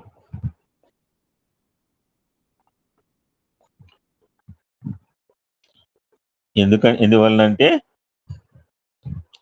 అవన్నీ అప్పుడప్పుడు మీ సంకల్పంలో చేరి లోపల స్టాక్ మాదిరి ప్రోగ్ అవుతున్నాయి. జాగ్రత్త వినాలండి సబ్జెక్ట్. కనుక అవి స్వప్న రూపంలో బయటపడిపోవడం చాలా మంచిది. స్వప్నములన్నీ మీ సంకల్పముల రిఫ్లెక్షన్, రియాక్షన్, రీసౌండ్లు అని భావించాలి. అయితే స్వామి కనిపించే స్వప్నం రిఫ్లెక్షన్ కాదు, రియాక్షన్ కాదు, రిసౌండ్ కాదు. అది నేను తలుచుకున్నప్పుడే మీకు వస్తుంది, కానీ మీరు తలుచుకుంటే వచ్చేది కాదు అని ఒక బ్యూటిఫుల్ ఎగ్జాంపుల్ చెప్తున్నారు. అంటే ఇప్పుడు స్వామి ఇవాళ చెప్పేది సత్సంగం అంటే నిన్నటి రోజుకు ప్రస్తావన చేస్తున్నారు. స్వామి టాకింగ్ అబౌట్ బర్త్డే.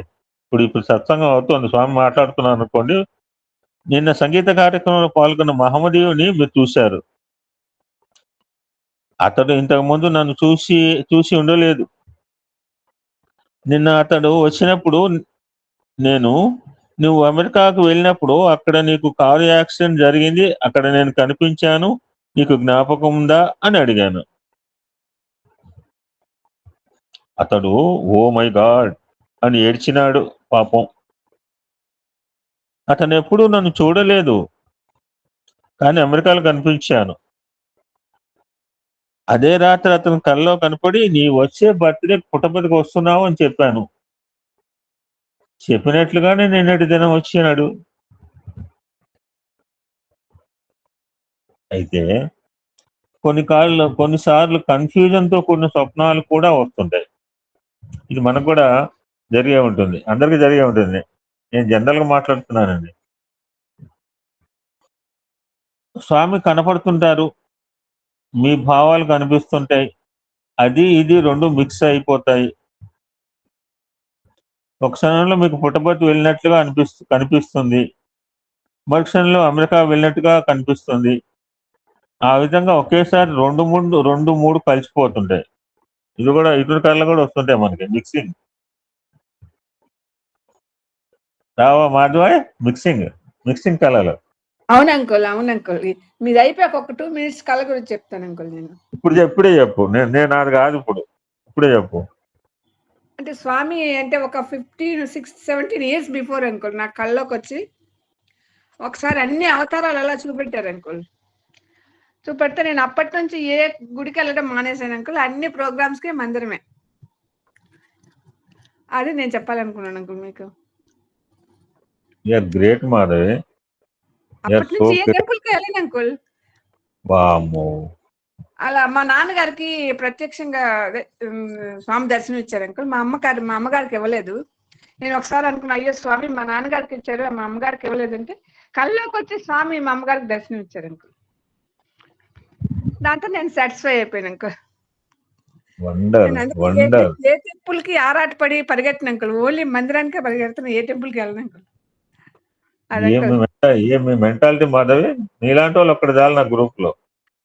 నువ్వు శుభదాకా ఉండు, నీ ఒక్కదానికైనా సత్సంగం చెప్తా. మాంచను ఒక్కదానిరా, మన ఇద్దరం మాట్లాడుకుందాం. అలాగే sir. Thank you. What a fantastic, beautiful. This is life moulding అంటుంటారు. This is life moulding.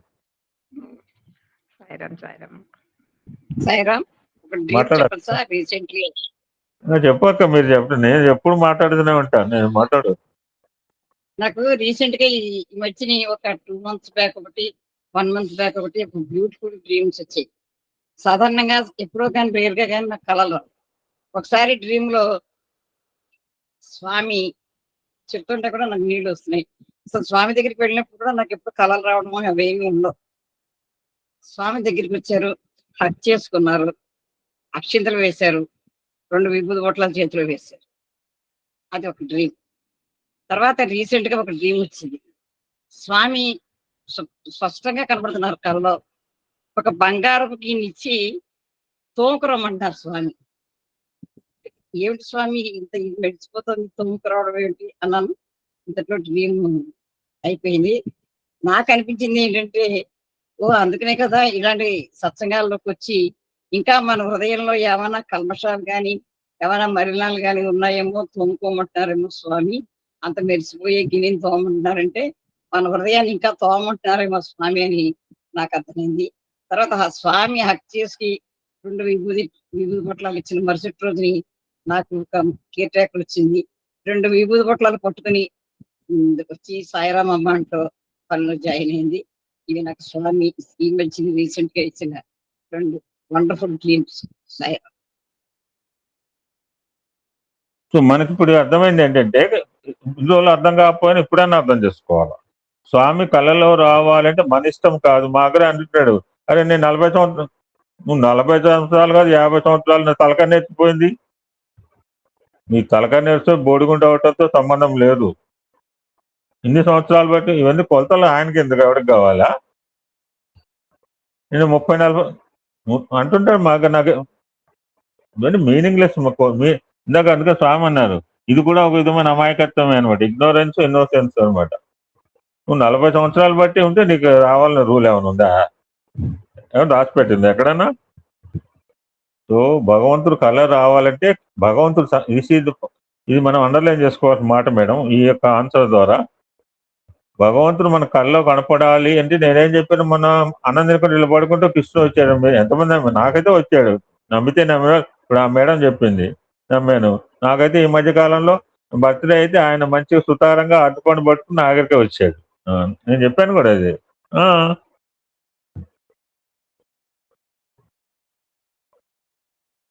Message Koteswararao గారు చెప్పండి సార్. నేనే చెప్పడం కాదు, ఎవరో మెసేజ్ పెడుతున్నారు సార్ ఇప్పుడు త్రిశేషి గురించి. తర్వాత సార్ నా మైండ్ నాకే బుర్ర నిండా వచ్చే ఆలోచన చేస్తాను, ఏం మాట నాకే తెలుసుకోవాలి.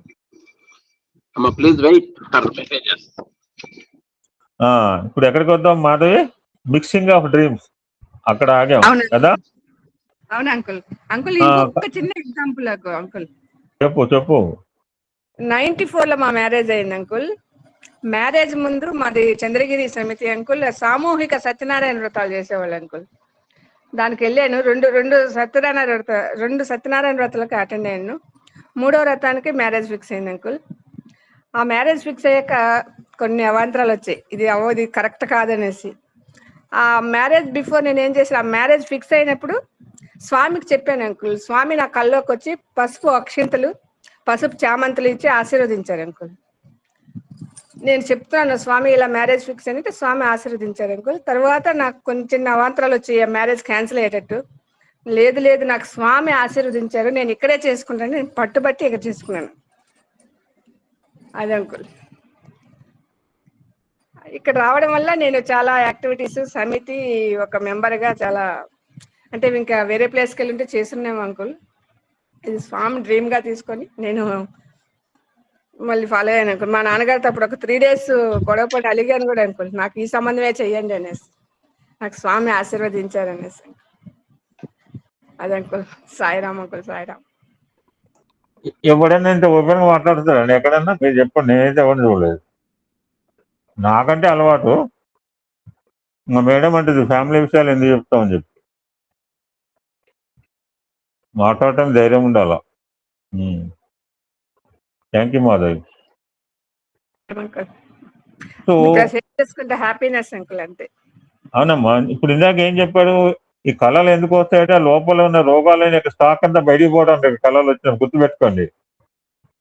అలా కళలు రాకపోతే ఏమంటే లోపల స్టాక్ అయిపోయి బీపీలు బుర్రలు వేలిపోవటము, హార్ట్ అటాక్ వస్తుంది. స్వామి అనలేదు కానీ ఇప్పుడు నేను చెప్తున్నా. సో డ్రీమ్స్ రావడం మంచిదే, లోపల స్టాక్ బయటకు వెళ్ళిపోతుంది. సో ఇది ఇక్కడ ఈ పాయింట్ ఇంపార్టెంట్ అండి. స్వామి ఏదో పుట్టపర్తి పోయినట్టుండేది, మళ్ళీ అమెరికా అన్నట్టుంది, నేను విజయనగరం పోయినట్టు, లేకపోతే పొన్నూరు పోయినట్టు. ఇట్లా మిక్సింగ్ అంటే ఒకేసారి 2-3 కలిసిపోతుంటాయి అని అంటున్నారు స్వామి. దానికి రీజన్ కూడా చెప్తున్నారు, చాలా జాగ్రత్తగా వినాలి మనం. ఇంతమంది ఎవరు ఇట్లా చెప్పలేదు, నాకు తెలియదు. ఈ మిక్సింగ్ ఆఫ్ డ్రీమ్స్ కలిసిపోయి రావడానికి ఏం చెప్పలేము మనకి. నువ్వు పుట్టపర్తి నీకు వచ్చింది, బట్ యు కెనాట్ ఎక్స్ప్లెయిన్. మళ్ళీ పక్కన అమెరికా కనిపోతుంది, మళ్ళీ తొరెపాకం వచ్చింది, మళ్ళీ లేదు మీ తిరుపతి పోయినావు. అన్ని మిక్స్ అయిపోయాకి నువ్వు అనేబుల్ టు కొన్ని కళలు స్పష్టంగా చెప్పగలవు. ఇప్పుడు నువ్వు చెప్పినావు చక్కగా నీకు క్లియర్ గా ఉంది కనుక అక్షంతలు ఇచ్చాక చెప్పగలరు. అదే మిక్సింగ్ ఆఫ్ డ్రీమ్ అయితే కెనాట్ నేరేట్. ప్రతి కళ మనం నేరేట్ చేయలేం, ఎందుకంటే క్లారిటీ ఉండదు. మీకు అంటే ఏంటి, నాకే తెలుసు. I have so many dreams like that, clarity లేని dreams. So what is the reason for this pack? ఇవి ఆహార దోషం వలన, అజీర్ణం వలన వచ్చే స్వప్నములే కానీ ఇది the fault of the food and తిన్న అన్నం అరగపోవడం వల్ల ఇటువంటి కళలు వస్తుండేట. అజీర్ణం వల్ల వచ్చే స్వప్నములే కానీ స్వామి యొక్క సంకల్పంతో వచ్చేది కాదు. నేను సంకల్పించే స్వప్నంలో కన్ఫ్యూజన్ కు అవకాశం ఉండదు.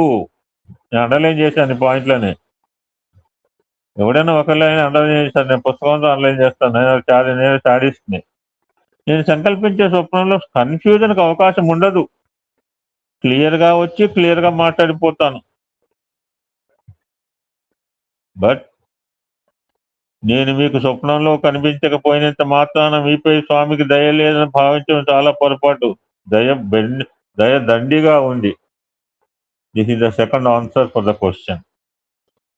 సో 3వ క్వశ్చన్ వరకు చూసి ఆపుదామండి. వాళ్ళు కావు, ఇంకా 4 క్వశ్చన్లు పెండింగ్ ఉంటాయి.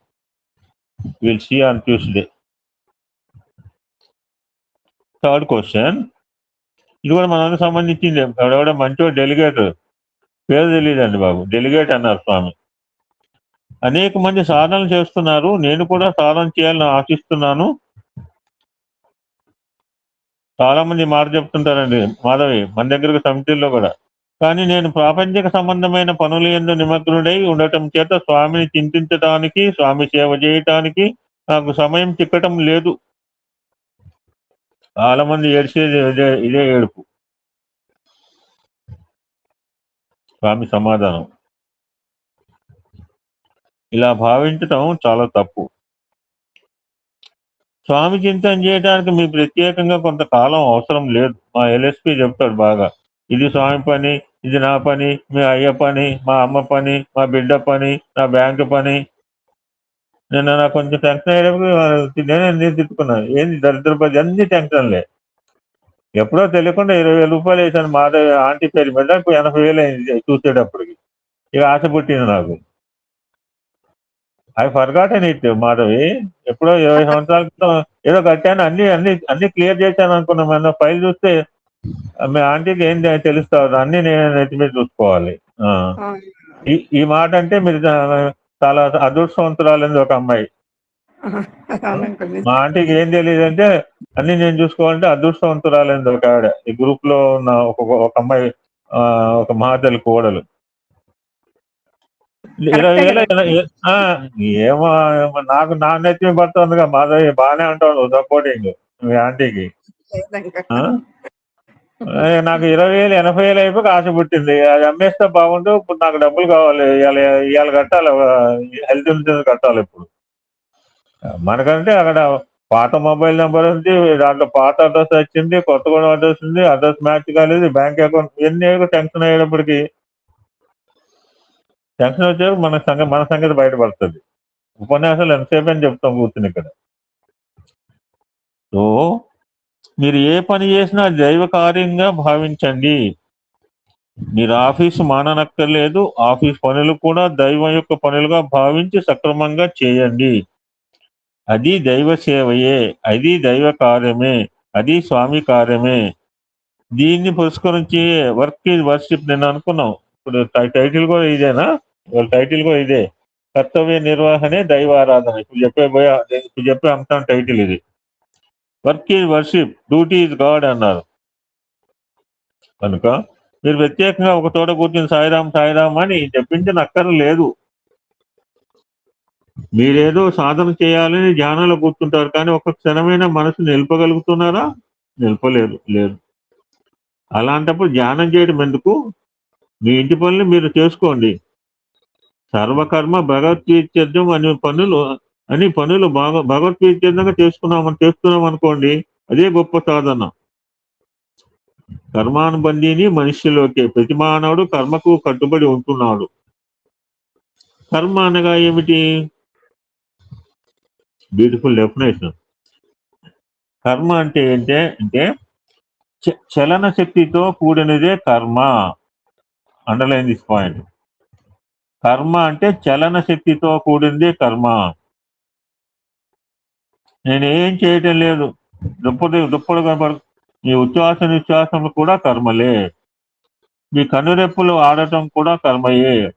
మీరు భుజించటం కర్మయే, నిద్రించటం కర్మయే. సర్వము కర్మమయమే. కర్మ లేక మానవుడు క్షణమైనా జీవించడానికి వీలు కాదు. అయితే భగవద్గీతంగా చేసే కర్మయే సార్థకం అవుతుంది. ఇది నా పని, అది భగవంతుని పని అని భేదం పెట్టుకోకూడదు. మీరు వేరు, భగవంతుడు వేరు అని భావించరాదు. మీరు భగవంతుడు ఒక్కటే. ఇచ్చిన నమ్మకంతో ఏ చిన్న పని చేసినా అది గొప్పదిగా మారుతుంది. అందరికి సాయం చేయండి. హాస్పిటల్ పోయి పేషెంట్లకు సేవ చేయండి. అయితే ఇంత మాత్రమే సేవ కాదు, మీ ఆఫీస్లోను, మీ బిజినెస్లోను మీ డ్యూటీని మీరు సక్రమంగా నిర్వర్తించండి. ఇందాకన్నా సార్ చుక్కలు పెడుతుంటే అదొక హ్యాబిట్ అన్నారు కోటేశ్వరరావు గారు. ప్రభుత్వం నుంచి మీరు తీసుకుంటున్న జీతానికి తగిన పని చేయండి. అదే సేవ, అదే సాధన. ఏ పనైనా చేసుకోండి, అన్ని దైవ కార్యమాలుగా అది భావించండి. ఇంకొక 4 లైన్లు ఉన్నాయని చెప్పేసి కంక్లూడ్ చేస్తాను. దైవ చింతన చేయడానికి నాకు సమయం తాళటం లేదని నాకు సాకు చెప్పకూడదు. కావలసినంత సమయం ఉన్నది. మా నాన్న అంటుండే, ఏదా కార్డు రాయట్లేదంటే నాన్న ఫూలిష్నెస్ అనమాట. ఫోన్ చేయడానికి టైం లేదురా, నేను ఫోన్ చేద్దామంటే ఆయన వెళ్ళిపోయాడు బాబు శివరాత్రి రోజు.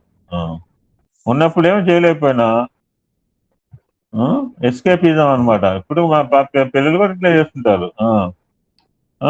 24 గంటలు ఫోన్ చేతిలో ఉంటుంది. అయ్యప్పకు ఫోన్ చేయడం కుదరదండి, చేసిన వాళ్ళు అదృష్టవంతులు బాబు మీకు.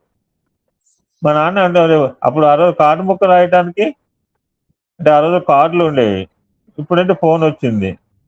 ఏదో ఎప్పుడైనా 10 రోజులు అంటే ఏదో కొద్దిసార్లు లేదు. మా నాయనకి తెలియదా? ఎప్పుడు నాకు తెలీదా, మీకు తెలీదా?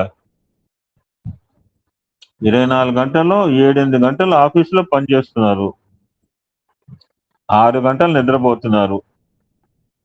సో 8+6 14 పోతే మిగిలిన టైంలో ఏం చేస్తున్నారు? మీకు చిన్న కథ చెప్తాను అంటున్నారు స్వామి. ఒక వ్యక్తి తన జీవితంలో దైవ చింతనకు కొంతకాలం కేటాయించాలనుకున్నాడు. అందుచేత తన ఆయుష్ ఎంతనో తెలియజేయవలసిందని భగవంతుని ప్రార్థించాడు. ఈ రిక్వెస్టెడ్ గాడ్. అప్పుడు భగవంతుడు, మీరు నాటికి కూడా వేయించుకోవచ్చు, చిన్న స్క్రిప్ట్ ఇది. భగవంతుడు, నాయనా నీకు 80 సంవత్సరాల ఆయుష్ ఇచ్చాను అన్నాడు. అప్పుడు ఆ వ్యక్తి, స్వామి మొదటి 20 సంవత్సరాలు ఆటపాటలతో చదువు సంధ్యలతో జరిగిపోతాయి. తర్వాత 20 సంవత్సరాలు నా భార్య బిడ్డలను ఇతర వ్యవహారాలను చూసుకోవాలి. తర్వాత 30 సంవత్సరాలు నా పిల్లల భవిష్యత్తు తగిన భద్రత చేకూర్చడంలో గడిచిపోయినాయి. ఈ విధంగా మీరు ఇచ్చిన 80 సంవత్సరాలు నా పనులకు సరిపోతుంది. ఇంకా నేను మీ చింతన చేసేది ఎప్పుడు? కనుక నాకు ఇంకా 20 సంవత్సరాలు ఇవ్వవలసింది అని అడిగాట. భగవంతుడు తెలుసు కూడా. అప్పుడు భగవంతుడు, పిచ్చివాడా, నీకింకా 20 సంవత్సరాలు ఇచ్చిన వాటిని దేనికో ఉపయోగపెడతావు ఏమిటో. ఇది పక్కా సోమర్తనం. నన్ను తలుచుకోవడానికి నీకు 20 సంవత్సరాలు అక్కర్లేదు, 2 సెకండ్లు చాలు అని అన్నాడు. ఎట్లా? కరెంట్ ఉన్నది, మీకు లైట్ కావాలి, స్విచ్ నొక్కడానికి మీకు ఎంత టైం పడుతుంది? 20 years కావాలా? కాదు, 1 సెకండ్ చాలు. అదేవిధంగా భగవంతుని హృదయపూర్వకంగా స్మరించుకోవడానికి 1 క్షణం చాలు. కాలం భగవత్ స్వరూపం. కాలాన్ని వ్యర్థం చేస్తే జీవితాన్ని వ్యర్థం చేసినట్లే. కాబట్టి కాలాన్ని సద్వినియోగం చేసుకోండి. ఇది నిజమైన సాధన. కాబట్టి స్వామి చింతన చేయడానికి, స్వామి చేయడానికి నాకు టైం లేదని వగచని అవసరం లేదు. వగచే అంటున్నారు, ఇది రాయలసీమ భాష. వగచని అవసరం లేదు. ఈ ప్రశ్న రాసింది ఎవరో కానీ వారు పక్కా సోమరిపోతులే. రాము ఎట్లా పెడుతున్నారు దెబ్బలు చూడండి. మొట్టమొదటి సోమర్తనాన్ని దూరం చేసుకోండి. Laziness is rust and dust and realization is the best and dust. ఈ సత్యాన్ని చక్కగా గుర్తించండి అని ఆ రెండవ ప్రశ్నకు సమాధానం స్వామి కంక్లూడ్ చేశారండి. 3 అయిపోయింది. Sorry, you can continue later. ఓం శాంతి శాంతి శాంతి. సమస్త లోకా సుఖినో భవంతు. లోకా సమస్త సుఖినో భవంతు. ఓం శాంతి శాంతి శాంతి.